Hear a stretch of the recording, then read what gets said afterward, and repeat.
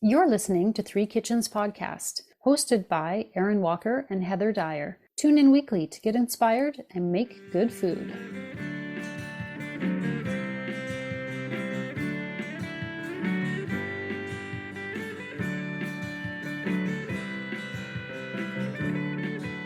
Shall we quit laughing at ourselves and just... We're having a good little chuckle this morning. Yeah. We could get going with this episode. Yeah. Hello, listener. Thanks for joining us here on Three Kitchens Podcast. I'm Heather. I'm here with my friend Aaron. Good morning. Hi. We're sitting here in our jammies, essentially. You've got your giant sweater. I'm starting to overheat. It's my comfy. You know that thing? It's like a wearable blanket. Greatest invention ever. I'm quite hot at the moment. Take off the headphones and peel this sucker off because I'm starting to overheat. Actually, in fact, I will. Just give There you go. We'll just pause right here.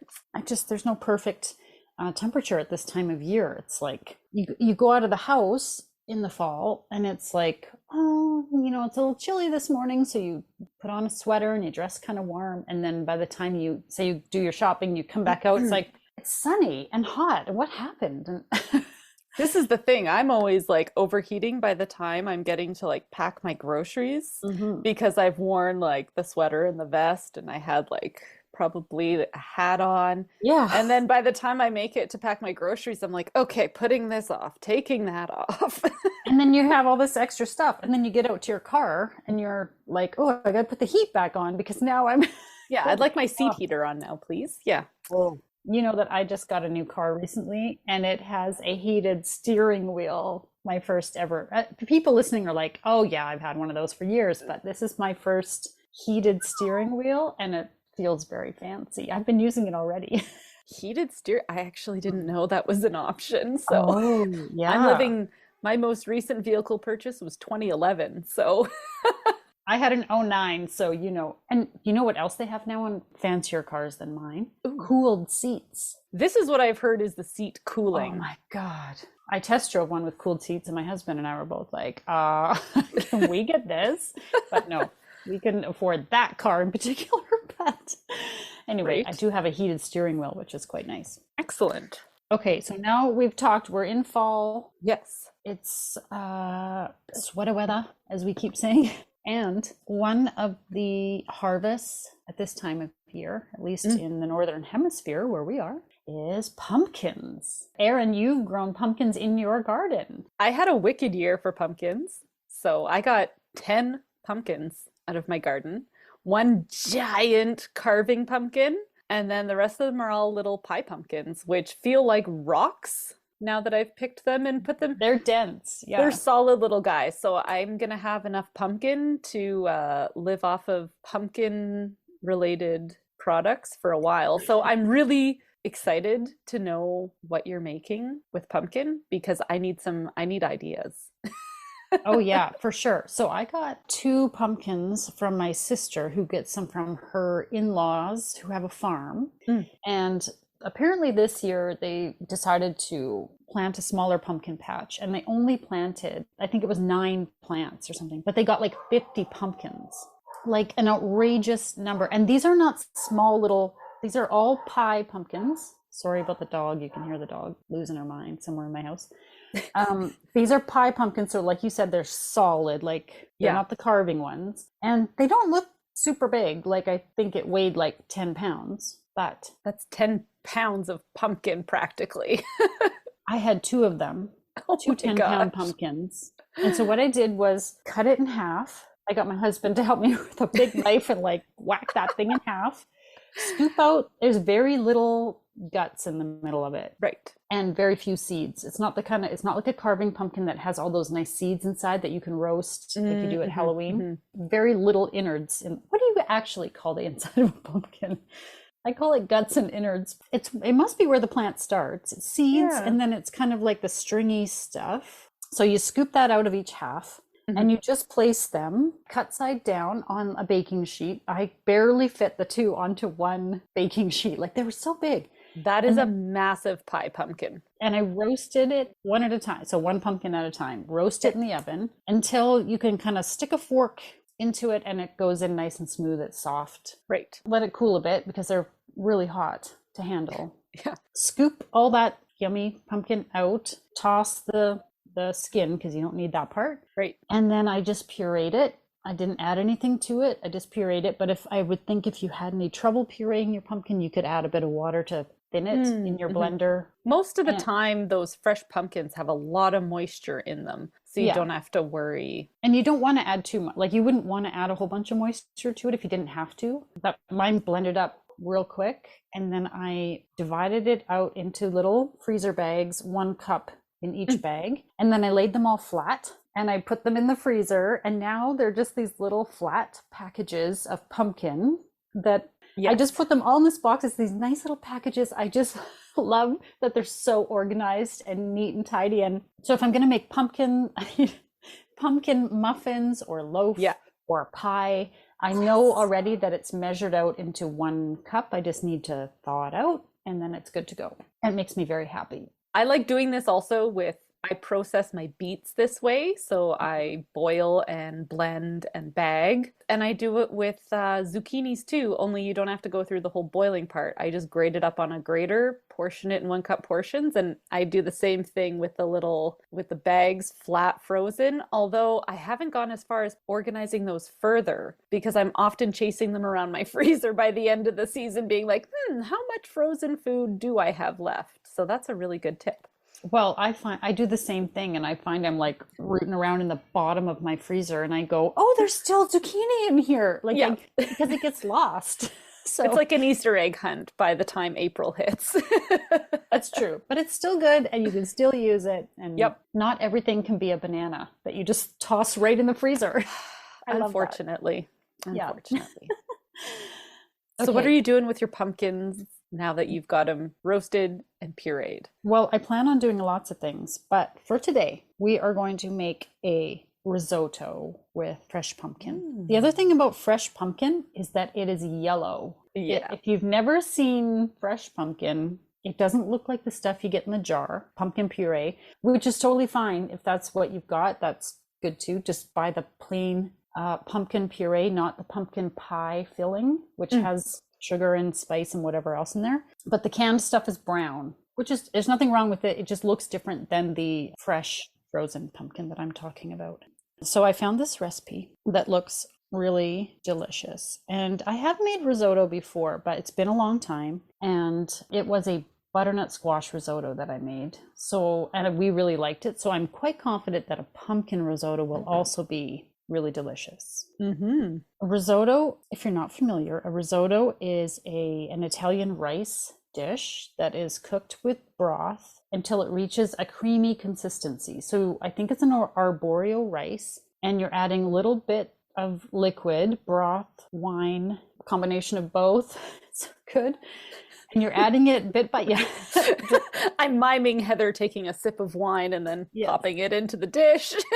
Well, I'm not the first to say, if you're cooking with real wine, buy the one you like so that Yeah. you can drink it while you cook with it. And you're basically adding it little bit by little bit and stirring until it evaporates, like it cooks down and is absorbed by the rice. And then you add more, and you're going until it's all done. You don't just add a ton of water in there or broth or wine. You're adding it in little bits and little bits and little bits and stirring and stirring and stirring. I have never made risotto before. So you have me. Okay. So I remember hearing back when I made this, and it was a long time ago, like living in a different house a long time ago. So that was quite a long time. Pre-kids long time ago. Yes.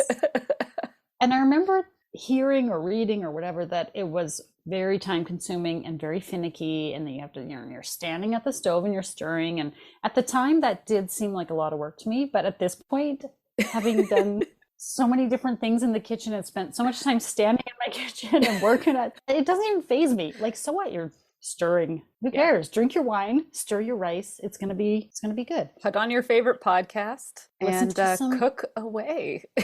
If you're Erin, you're listening to some farming content. If you're me, you're listening to true crime. So whatever you like, whatever you like to listen to, or play your favorite music and sing and annoy your children with your terrible singing voice. That's also an option. That's how you get the kitchen to yourself. If they walk in, Exactly. change it over to your favorite music. Even if they can't hear the music and it's in your ears, just start singing. You've got the whole kitchen to yourself in no time. You know what? That's even better because we all know we sing probably out of tune when we Oh, can't hear yeah. our own voice. Just put on those headphones Yeah. and sing. Yeah. And you probably sound as terrible as the kids think you do. Yeah. Yeah. But that's good. Yeah. That's how you have the time and space to drink your wine and make your rice.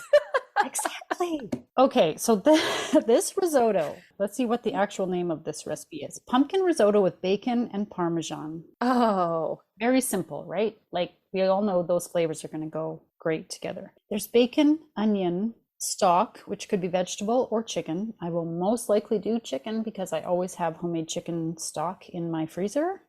Just got to remember to take it out in advance. That's the challenge. Yeah. It happens to have a cup of pumpkin puree, which is perfect for my pre-measured little organized freezer. Ding dong. A small bunch of fresh thyme, salt, pepper, arborio rice, white wine, butter, honey, and Parmesan cheese. I think all these flavors, it sounds simple and yet Nothing can go wrong with this. no. I'll go through obviously in the second half how I Yes. did it, but it's very simple. I've already told you you're basically just going to be stirring. You're going to be stirring that rice until it all comes together. And then I don't know if this recipe suggests it, but I remember also learning that you want to serve risotto from the stove, serve your risotto. You don't want it sitting because it will get kind of gummy and thicken up Okay, that makes sense. Yeah. because of the starch in the rice. I think you can still reheat later, but it won't be as good as when it's like, That fresh off the stove, nothing really Yeah. beats that for some dishes. yeah, there's just some things are better later, like as leftovers or the next day, but some things are better right away. Yeah. And maybe this is one of them. I guess we're gonna find out. Oh, this is exciting. Yeah, so this recipe, what I just told you with the 1 cup of pumpkin, makes 4 servings. So it's possible I may make more. Right. We'll see how it goes. I'm looking forward to it. I want to do something savory with this pumpkin. Yeah. I'm very much looking forward to what you're doing with your pumpkins. I've got mine in now in the basement and I'm waiting for them to, they've started turning, but they're not 100% there yet. And I am anxiously awaiting. Hey listeners, thank you for joining us for this episode. Did you know that pumpkins are native to North America and were historically an important food staple in Native American diets? If you're interested in exploring more Indigenous cooking, we recommend checking out Shane Chartrand's cookbook To Wow. We cooked 5 amazing recipes from it a couple years back, including a savory pumpkin salad. Check out the show notes for a link to that episode and more, and go find this awesome cookbook. Now, back to the risotto. Okay, Erin, do you want to hear how to make risotto? I do. I bought my rice. I have my pumpkin did you? ready. I want to know how to make this because I've never made it before and I've got to have it now. How are your pumpkins? Did they turn orange? Yes. Oh, good. Yeah, my big I haven't one. seen them. Yeah. My big one's orange and almost all my little ones are orange. I got 9 pumpkins to work with. Nice. It's my year for pumpkins. Yeah, you had a great little harvest there. Okay, well, let me tell you about pumpkin risotto with bacon and Parmesan. Okay, Please. let's start with the bacon. 1/2 pound of bacon diced. So cut it up before you cook it. Okay. Put it in your some kind of heavy bottom pot in an even layer over medium heat. And once it starts to sizzle and then stir it around a bit, and you want it to be crispy, but not like, don't go nuts. Don't like turn it to dust. You know what I mean? Like, Yeah, sometimes you get those bacons and you bite into it and it's like too hard and too crispy. But then if it's not crispy enough, it's like chewy and fatty. Yeah. So you want somewhere in between those two ends. That's right. That's right. I mean, really, we probably don't need to tell anybody how to cook bacon, but just in case, there you go. Take it out, put it on paper towel, set it aside. Then you're going to dice a small onion and add that to your pot with the bacon fat that's in the pot. Saute for about 5 minutes until it starts to soften. And while that's happening, put your stock in a saucepan over medium heat. You have 1/4 of stock, which I believe is about 4 cups. I always have to do the conversion because I'm like, why is it a quart? Who talks in quarts? I I don't don't know. know, Not me. but my measuring cup, my 4 cup measuring cup says 4 cups, 1 quart, and that is the Oh, only there reason. you go. Yeah. Okay, you can use vegetable or chicken stock. You know I use chicken because I always have chicken stock in my freezer that I Yeah. make when I roast chicken. Mm-hmm. And add your cup of pumpkin puree to your stock and whisk it in so that it warms up along with the stock. You want Okay. the liquid that you're putting into your risotto to be warm when you add it in there. Oh, okay. Okay, so that's warming nicely. Now your onion is softened. You're going to add thyme, salt, and black pepper to the onions. Okay. And the thyme, you're just going to do a bundle, Oh, okay. a small bunch, Mm. tie it up into a little Hmm. bundle and put it in your pot. Now it kind of feels like it gets in the way as you're like stirring it, move. You have to keep shuffling it around. So if you prefer, you could just put that fresh thyme, take it off the stems and put it in. I think it would be just fine. But in this method, you're going to take it back out again later. You're just cooking with your little bundle in there, and then you're going to stir the rice into it. A cup of Ah, arborio rice. You're going to stir it into the onions with the bundle of thyme and the and bacon fat. the bacon Oh, fat. Yeah, yes. it Okay. smells so good. You're going to toast that rice for a couple of minutes and then you're going to start adding liquid. So the first thing you're putting in is Okay. white wine. Now, I just said things should be warm. Your wine is not warm. Right. It could be room temperature. It could probably be from the fridge. I don't know. I had purchased a bottle specifically to make risotto. Mm.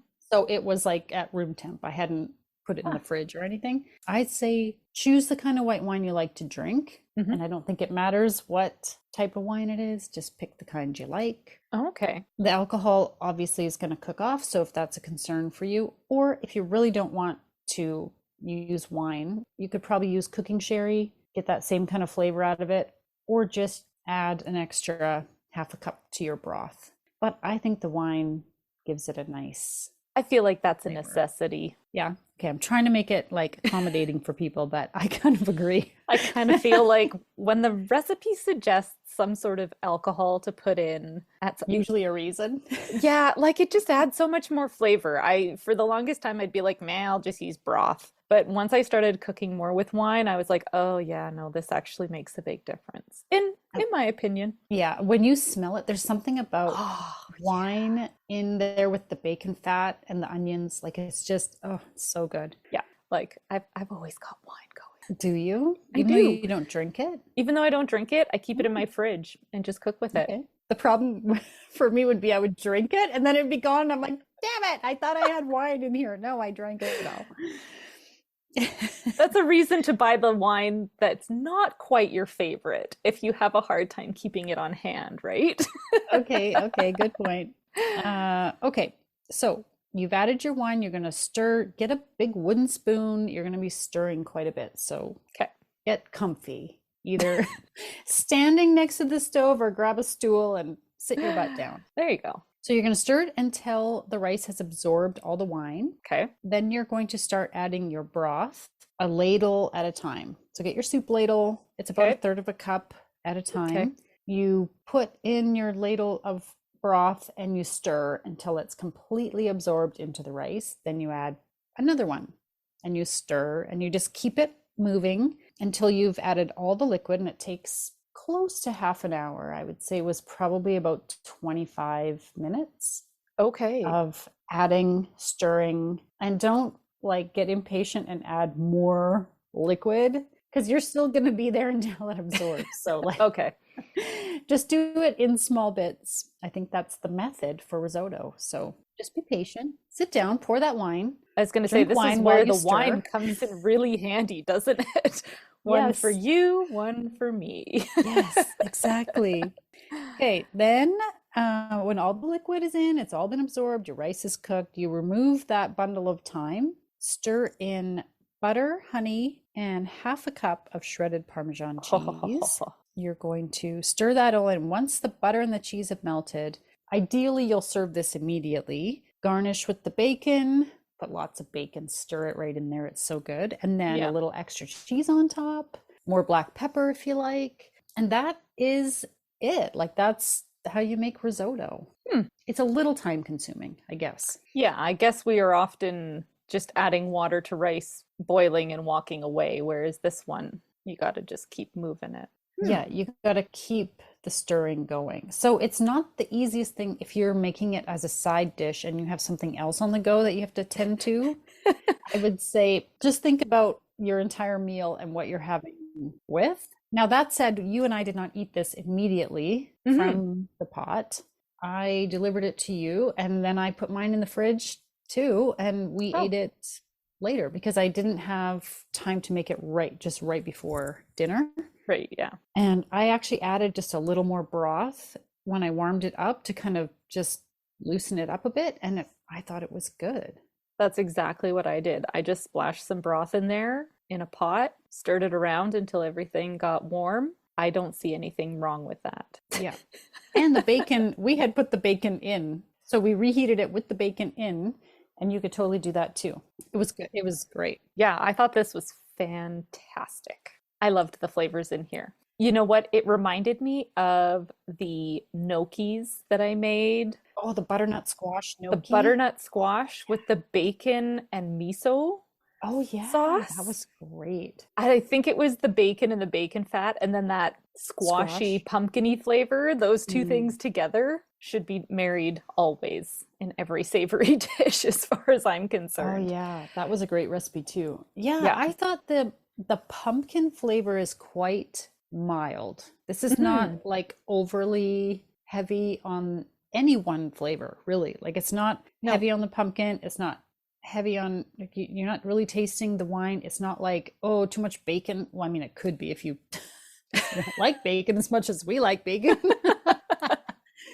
But you can decide how much bacon you put. Like if you serve it Hmm. with the bacon on the side, people can put Yeah. however much bacon they want. My family was like, "Is there any more bacon?" Yeah, that would be my family too. They're bacon holics. Yeah. Yeah, no, I liked the flavors in this, and I've always been so intimidated by the thought of cooking risotto. I had no idea how to do it. Now I've already bought my arborio rice. I've got my bag. It's gonna happen this week. Oh yeah. And you know what I did, even though we ate it for dinner later, I did of course taste it like right when it Right. was done, and it is like extra creamy, Yeah. gooey, like right out of the pot, right when you finished it.